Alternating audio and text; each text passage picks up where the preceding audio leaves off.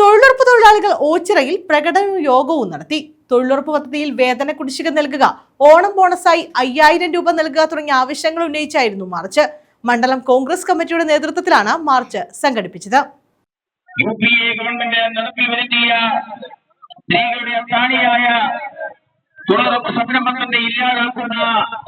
കേന്ദ്ര ഗവൺമെന്റിന്റെ നിലപാടുകളിൽ പ്രതിഷേധിച്ചുകൊണ്ട് ഗ്രാമപഞ്ചായത്തിൽപ്പെട്ട വിവിധ വാർത്തകളിൽ എത്തിച്ചേർന്നിട്ടുള്ള തൊഴിലുറപ്പ് തൊഴിലാളികൾ മണ്ഡലം കോൺഗ്രസ് കമ്മിറ്റിയുടെ നേതൃത്വത്തിൽ ഓച്ചിറ മണ്ഡലം കോൺഗ്രസ് കമ്മിറ്റിയുടെ നേതൃത്വത്തിലാണ് തൊഴിലുറപ്പ് തൊഴിലാളികൾ സമരം സംഘടിപ്പിച്ചത്. തൊഴിലുറപ്പ് തൊഴിലാളികൾക്ക് ഓണ ബോണസായി 5000 രൂപ നൽകുക, വേതന കുടിശ്ശിക നൽകുക തുടങ്ങിയ ആവശ്യങ്ങൾ ഉന്നയിച്ചായിരുന്നു പ്രകടനവും യോഗവും സംഘടിപ്പിച്ചത്. CR മഹേഷ് MLA മാർച്ച് ഉദ്ഘാടനം ചെയ്തു. കേന്ദ്രം കൊണ്ടുവരുന്ന പുതിയ വ്യവസ്ഥകൾ തൊഴിലുറപ്പ് പദ്ധതി ഇല്ലാതാക്കുമെന്നും അവകാശങ്ങൾ സംരക്ഷിക്കാനും നേടിയെടുക്കാനും ജനപ്രതിനിധി എന്ന നിലയിൽ തൊഴിലുറപ്പ് തൊഴിലാളികളുടെ സമരത്തോടൊപ്പം ഉണ്ടാകുമെന്നും MLA പറഞ്ഞു.